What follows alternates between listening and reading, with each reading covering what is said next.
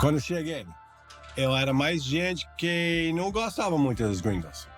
Gringos vai para casa, volta para casa. Mas tem gente que gostei.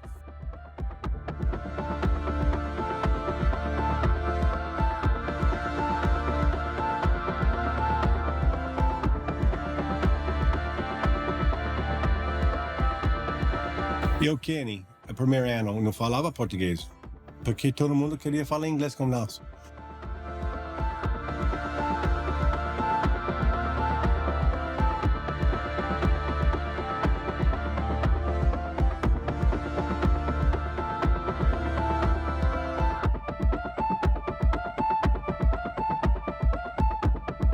Quando eu comecei morando com outra gente em 86, aí eu comecei a aprender no português. Aí foi muito melhor, porque agora eu brasileiro. Americano, USA. Sempre foi e sempre será. Ó, um brasileiro campeão. Rodney, número 1, perdeu seus pontos e o Campeonato Brasileiro de 250 que foi vencido pelo Paulista Negrete. Só por causa de um louco. Foi lá e botou caroço na empada dos rapazes. Um tal de paraguaio, que é o homem confusão, quando você chama.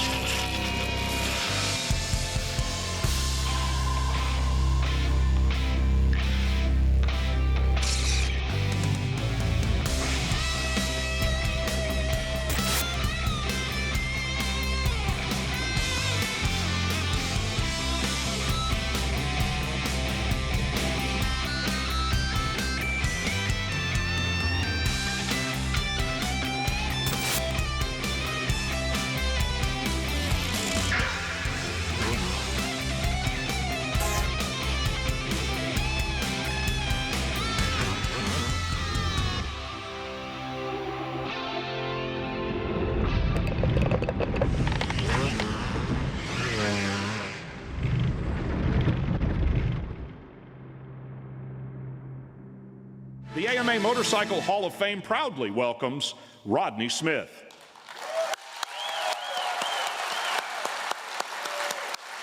Ladies and gentlemen, please welcome Rodney Smith.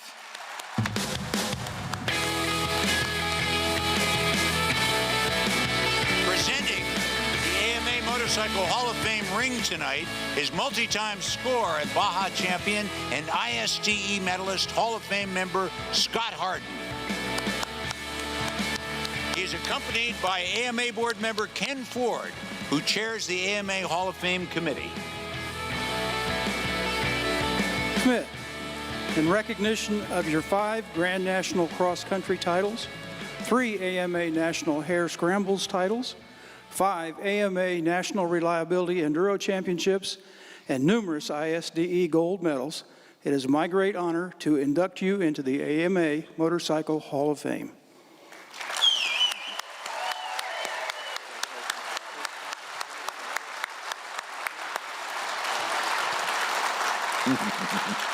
Chegou uma pessoa, o Márcio Campos, e entrou no meu box e perguntar: eu sou do Brasil, gostaria de trazer uma pelota para Yamaha em Brasil, para correr lá, não sei o quê. Aí eu nem pensei e falei: pô, quero. Só tinha eu e a Yamaha lesionado. Eu precisava de ter piloto. Já não tinha o nível normal, mas eu já estava na Cagila. Não tinha mais ninguém para poder contratar. Alô pessoal, a equipe do Bike Show rodou quase 1000 quilômetros e veio a Marília, no interior do estado de São Paulo, para cobrir a Copa Marlboro Campeonato Brasileiro de Motocross 125 e 250 cilindrada. Vamos lá! Presentes as maiores equipes brasileiras, a equipe da Honda com os pilotos Moronguinho, Paraguaio, Paraibinha, a equipe Yamaha Shell, reforçada com 2 pilotos norte-americanos, Rodney Schmidt e Kenneth Kalon. Quando os gringos vieram correr no Brasil, eu achei, para mim, um espetáculo. Por quê? Criou um fato novo. As pessoas queriam ver quem é que tinha visto gringo correr. Então, era uma atração. Para mim, eu queria atração. Meu programa queria atração. se o Paraguai não estivesse contente, ou o Moronguinho, eu até entrevistei, eles falavam, mas para mim a atração era os norte-americanos brigando com os brasileiros. Então eu fui favorável, por quê? Porque era uma atração. Que quando chegaram os americanos aqui, eu não tive medo deles. Eu adorei eles aqui, porque aí eu ia poder, que nem eu te disse, eu ia poder ver se realmente eu podia ou não. E eu vi, pô, eu ando menos com o cara, mas, pô, em 3 olhadas que eu dei no cara, eu tava fazendo a mesma coisa que o cara. Esse aí é Moronguinho tentando recuperar o tempo perdido na largada. Ele acabou largando na 4ª posição. Quando a gente chegou aqui, eu Kenny Quillan, era difícil ver a gente ganhava o Paraguai e o Moronguinho com a 125 Yamaha. Era difícil. A 250 era mais fácil. Normalmente, era eu quem brigava a 250. Mas a 125, a gente brigava com o Paraguai e o Moronguinho sempre. Na frente, com uma certa folga, Rodney. Andando realmente muito rápido. Agora, você sabe que nas primeiras corridas, os brasileiros ganharam deles? E eu lembro, estava nessa corrida, como mecânico. Me parece que foi Marília, me parece que foi. Faltando 1,5 volta, os gringos se cansaram porque eles andavam menos tempo e sentiram muita diferença do calor. Nós estamos com um calor de 38 graus e pouca umidade. E esse aí é Moronguinho, que está se aproximando e colando no norte-americano Rodney Smith. Repare agora, na descida, o norte-americano número 31, e Moronguinho vem se aproximando.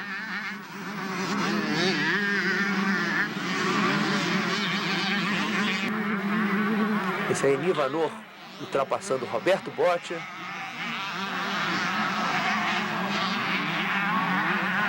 Levando a melhor, saindo na frente. Passa o americano, Rodney, passa Moronguinho.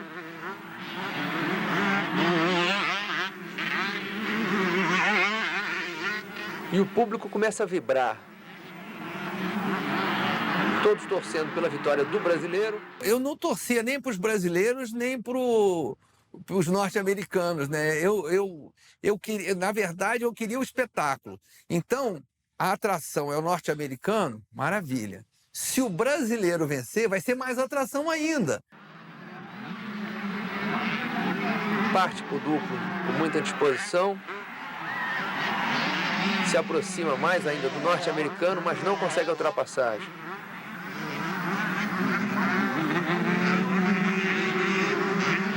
O espaço entre os dois é muito pequeno. E qualquer descuido, a liderança vai mudar. O público está vibrando. Agora reparem, na descida dessa colina, o que vai acontecer? Moronguinho tenta e não consegue a ultrapassagem, mas nos saltos ele é feliz. O público vibra, Moronguinho na frente. Nessa hora o norte-americano Rodney Smith sente que agora não dá mais para pegar o brasileiro. Passa o King Kong e parte para a reta de chegada numa das provas mais disputadas dos campeonatos brasileiros dos últimos anos. Vitória de Pedro Bernardo Raimundo, o Moronguinho, bastante comemorada. Foi lindo demais. Eu curti muito porque já era brasileiro. Pedro Raimundo, primeiro colocado, segundo pódio, como primeiro colocado, categoria 125, Copa Madeira, Campeonato Brasileiro. Recebendo o troféu de Eloy Cogliano, que deixou recentemente a presidência da Confederação Brasileira de Motociclismo. A Confederação Brasileira de Motociclismo, fazendo a entrega do prêmio. Vieram com 2 pilotos que andavam entre os 10 primeiros lá na terra deles, para vir correr no Brasil. Os caras é muito rápido, muito técnico. Aí foi quando começou os duplo, triplo, né? Ninguém pulava isso aqui. E cada pista, um queria fazer o mais difícil para mostrar que era bonito, né? Foi onde começou a quebrar os brasileiros tudo. Porque eles não tinham a técnica, né? Nem suspensão adequada para isso, né? E isso criou muita polêmica, muita briga, sabe? Por causa disso. Briga de verdade. Chefe de equipe brigando, sabe? Fica brigando mesmo, uma querer ganhar da outra. Motocross era o lugar para você divulgar o seu produto, né, cara? Eu falava, pois as pistas davam 30, 40 mil pessoas assistindo. Os meninos, eles. Os de sempre. Não, o Paraguai, o Nivanor, a turma que não se conformava com escuta, eu também não era para menos, né? Esses meninos chegavam aqui no Brasil, qualquer corrida eles davam um banho em todo mundo, né? Chega um cara aqui, começa, põe uma volta, quase dá uma volta em você. Pô, você fala que tem que derrubar esse cara, né? Tem que fazer alguma coisa. E agora reparem, o líder da prova, Rodney Smith, cai nessa lama e perde a posição.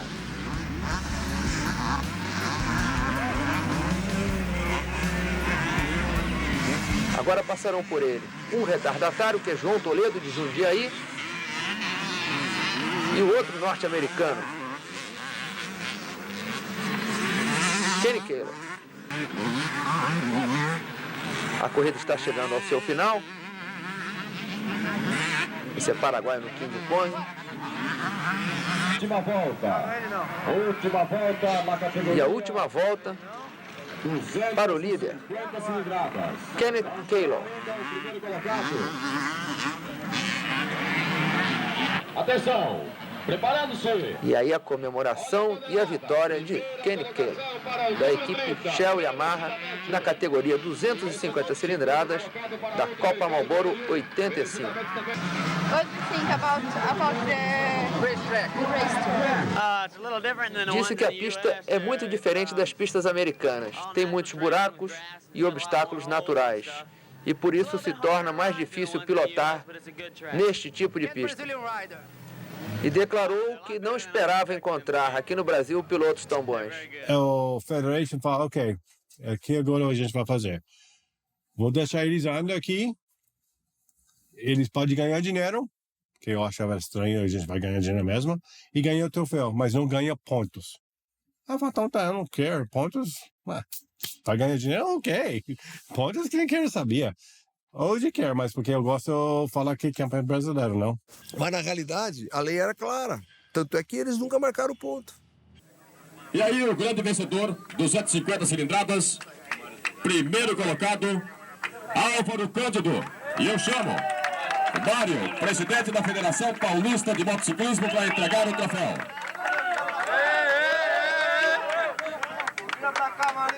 Lembrando mais uma vez que os pilotos americanos não contam pontos no Campeonato Brasileiro e por isso não subiram ao pódio.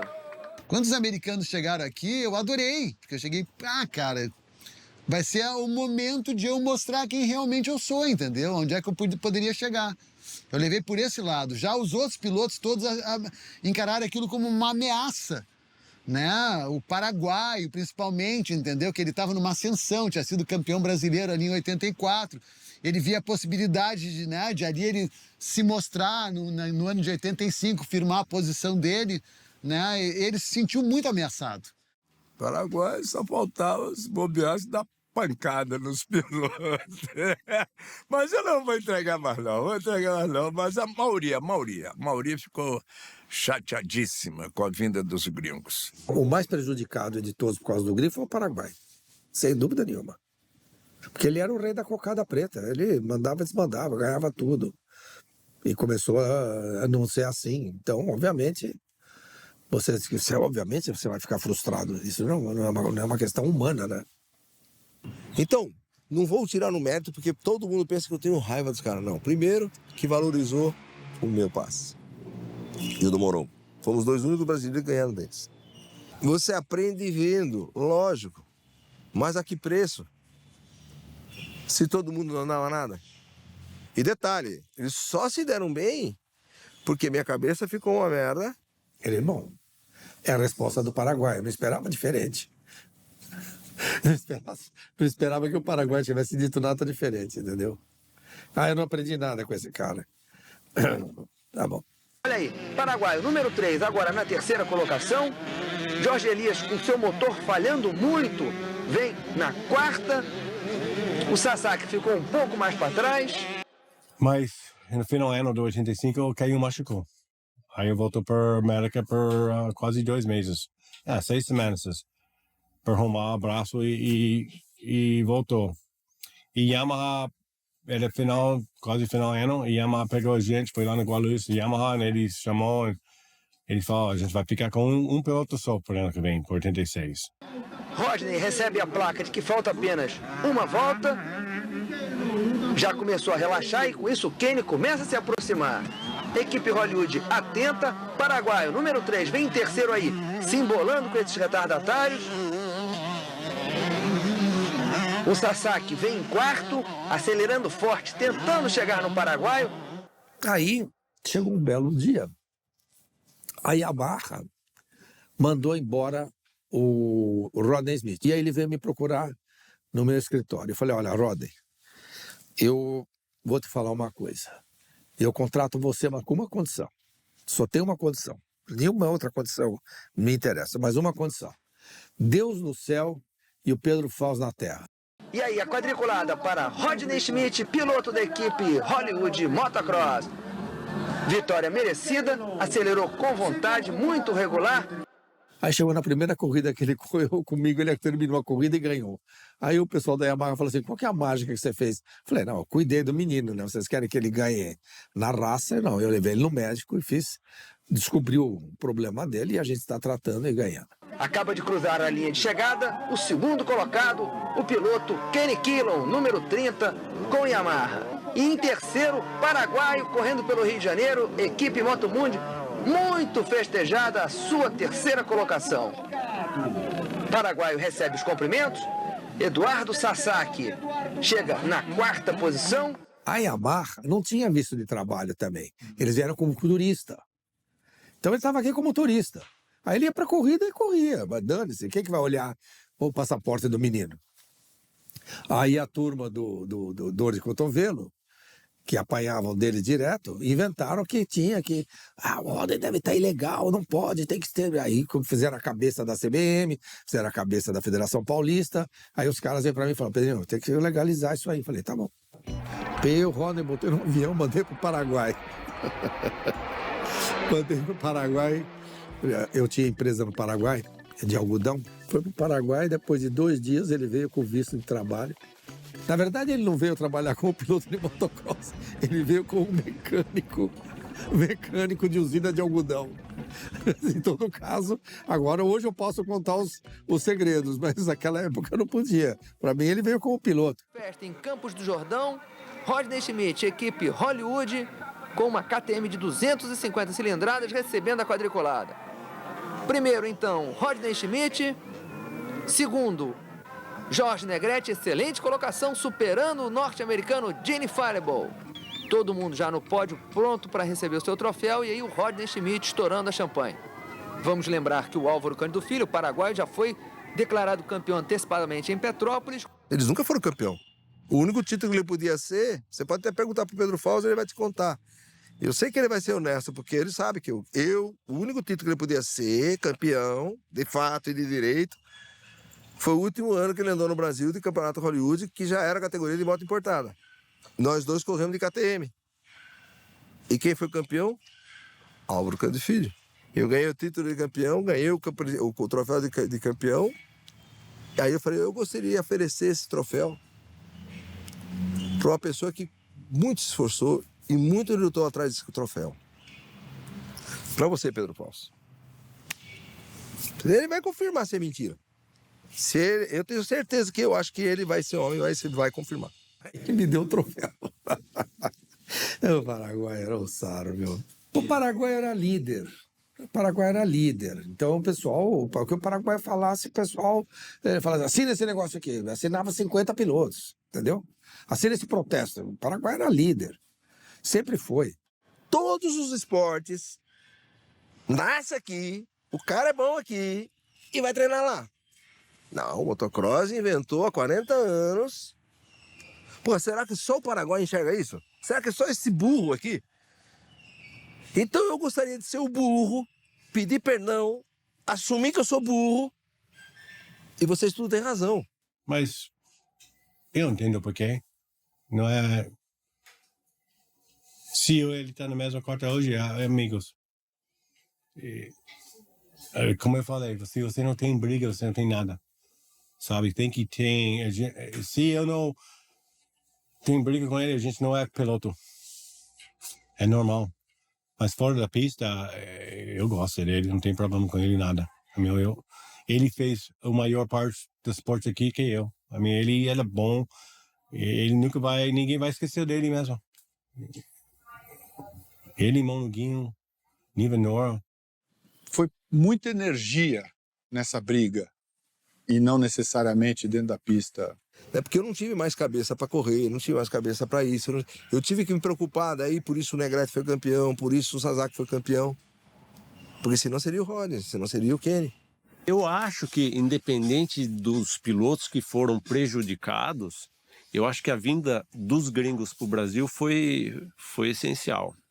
Eu não estou falando pessoalmente porque eu fui favorecido.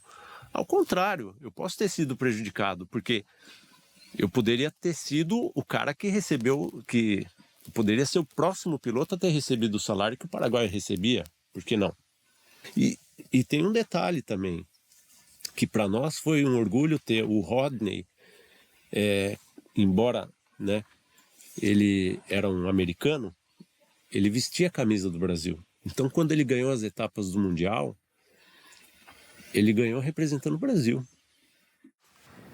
E aí eu digo, com dinheiro brasileiro, com condições brasileiras, né? O Rodney, que depois o Kenny foi embora, o Rodney permaneceu. O Rodney provou que o Brasil poderia sim fazer um cara para ganhar o Mundial, ser campeão mundial. Eu saí do Brasil, fui para a Itália para morar. E estava correndo pela América. Estava correndo com carteira América, a carteira licença da AMA, mas eu estava correndo para o Brasil mesmo. Tenho bandeira brasileira, minha moto tem motorsport, motorshow, revista, minha camisa. Eu sabia que todo brasileiro estava me torçando. A América nem sabe que eu estava andando na Europa. Rodney venceu na categoria A com motocicleta nacional, uma moto que você nunca tinha disputado um campeonato, uma prova com ela. O que você achou, Rodney? Para mim, para Hollywood, campeonato Hollywood, motos nacional é mais importante, porque 85, 84, ao top da Hollywood, motocicletas nacionais.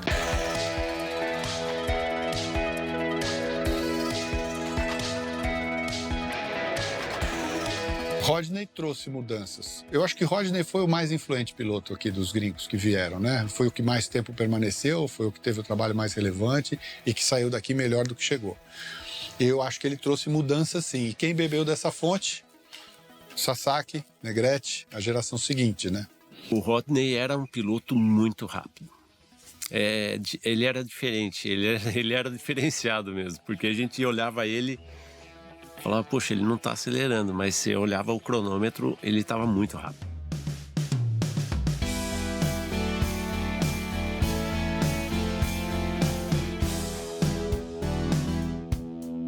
Os caras tinham muito mais técnica que nós, né? O cara que aprende a andar desde pequenininho, sem vícios, sabendo qual é a maneira certa do posicionamento em cima da moto, a maneira certa de saltar... Entendeu? É muito mais fácil. Eu comecei a andar na motocross em 78. Até para mim foi uma coisa difícil, porque minha mãe, meu pai, minha irmão, todo mundo andava todo fim de semana, pegava as coisas, trailer, caminhão, motos, vai lá com muitos amigos que andavam moto. Aí quando meu pai me levou para motocross, como eu comecei a andar correndo, a gente tem corridas todo fim de semana.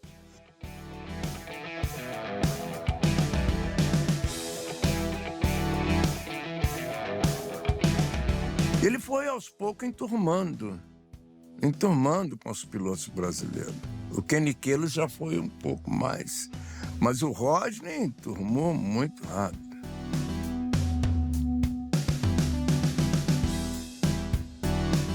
Para o primeiro ano, 85, eu andava com gringo na calça, não? Sempre, todo mundo me chamava, ei, gringo, gringo, gringo, gringo.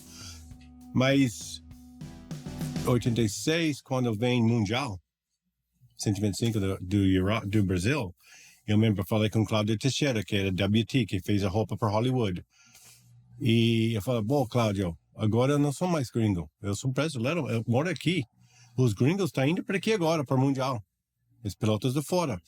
Eles são gringos. Agora eu não é todo brasileiro, mas eu brasileiro, eu americano morando aqui no Brasil agora. Eu tô correndo para o Brasil. Agora os brasileiros vão me torcer para ganhar os de Europa, porque tem chance, não? Antes eles torçavam para o brasileiro para ganhar os gringos, mas agora eu não mais gringo, eu vou correr com os brasileiros para ganhar eles. A gente vai à equipe agora. Eu tô junto com os brasileiros. Aí ele começou a chamar, ele fez o nome Brazuca, como americano com coração Brasil. Aí esse nome ficou.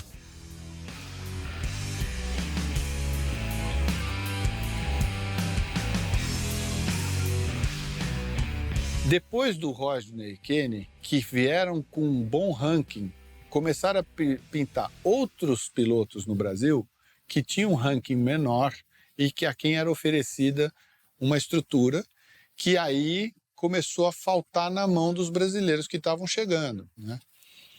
E aí virou parte da briga. Ah, não. O Rodney veio para o Brasil num bom nível e saiu daqui melhor.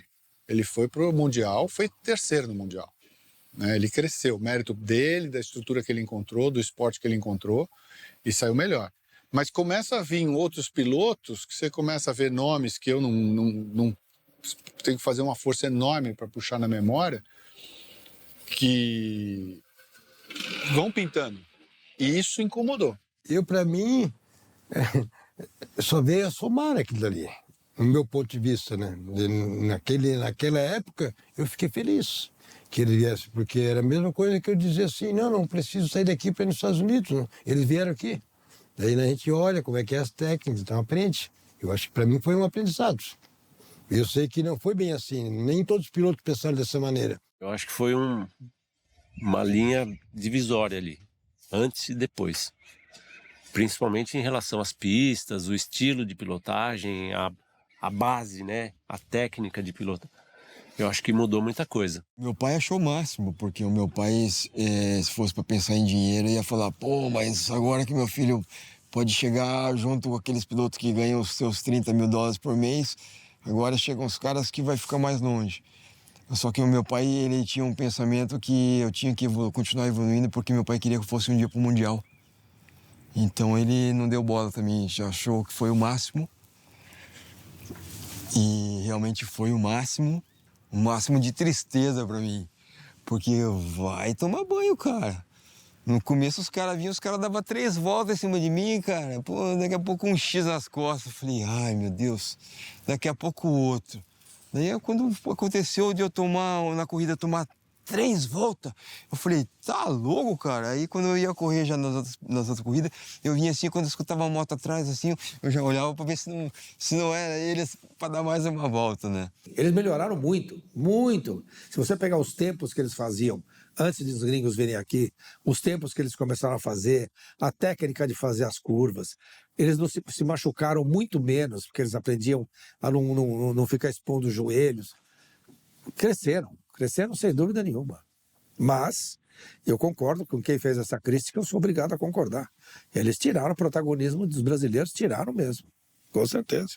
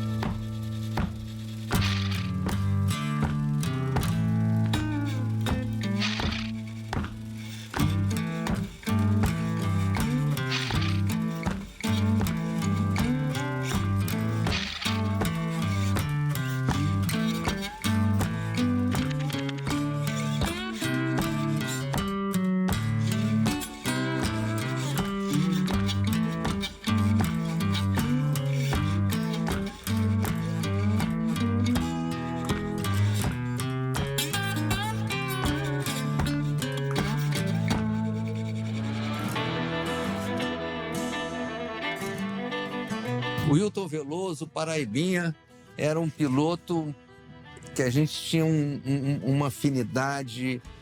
A imprensa toda se dava muito bem com ele, porque ele era um doce de pessoa, né? O Zezito, locutor oficial das provas, já apelidou ele de a simpatia do motocross. Como é que foi essa categoria 125 cilindradas? Você largou na frente, largou bem? Eu larguei bem, estava entre os 6 primeiros, uma corrida bastante difícil, muita lama, então suja bastante a visão da gente. E o líder é Hilton Veloso Cavalcante, o paraibinha. Em segundo, Nivanor Bernardi. Em terceiro, Pedro Bernardo Raimundo, Moronguinho. O Paraíba era outro guerreiro, entendeu? Uma vontade incrível, uma pessoa queridíssima, todo mundo gostava muito dele, super alegre. Era uma convivência muito boa. Era uma pessoa assim que eu melhor me dava dentro da equipe Honda, era com o Paraibinha, né? Era uma pessoa muito querida, sabe? E andava muito forte também. Para perder de alguém, entendeu? E ficar feliz pela vitória, seria o Paraibinha, sabe? Pela honestidade dele, pela integridade dele, pela luta dele, entendeu? E assim, era um piloto que jogava limpo, em todos os sentidos. Então era um cara que, quando aconteceu o acidente com ele, que foi na pista de Petrópolis, foi num treino. Não foi na corrida, foi num treino. Ele morreu no Hollywood. No treino, caiu na corrida, foi para o hospital. Terminou, eu fui para o hospital, o médico me falou que já estava morrendo.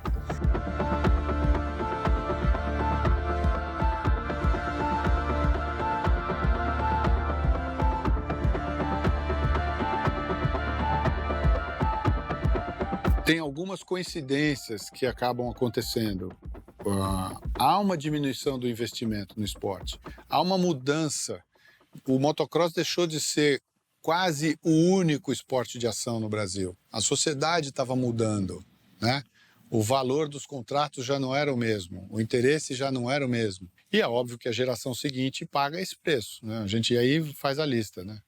Nuno Naresi, Rogério Nogueira, Cássio Garcia, Eduardo Sasaki, Jorge Negrete. Eles ainda pegam essa geração, né? Eles chegam a correr contra, eles tiveram o Nivanor como chefe de equipe, enfrentaram o paraguaio, e aí eles vão brigar com o Rodney quando o Rodney chega. E o Rodney, principalmente, vira um espelho para eles. E o Rodney era um cara bom. E o Cacau, meu amigo, tentou fazer uma equipe, porque eu sei que quando ele saiu, o motocross caiu. Eu não sei se porque eu saí ou não, eu tenho um pouquinho, eu penso um pouquinho falta a minha, porque eu saí daqui. Aí eu queria voltar em 90 para fazer uma equipe, tentar levantar esporte de novo, mas nessa época não deu certo. E não sei. Mas eu sei, tem dias que eu pensava que eu gostaria, se não foi, que eu ficava. Porque se eu ficava, eu até hoje tá morando aqui, tenho certeza. Louco éramos os dois, na verdade. O público ia ver direto, Faísca. Sim, sim, sim. Essa crise, ela começa basicamente ali em 1990, 91.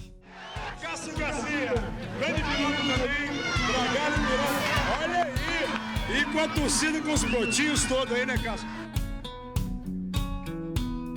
O Eduardo Sasaki foi a pedra no meu sapato, sim. Cássio e Sasaki, da história inteira, os caras que não podem, que não vão jantar juntos como amigos.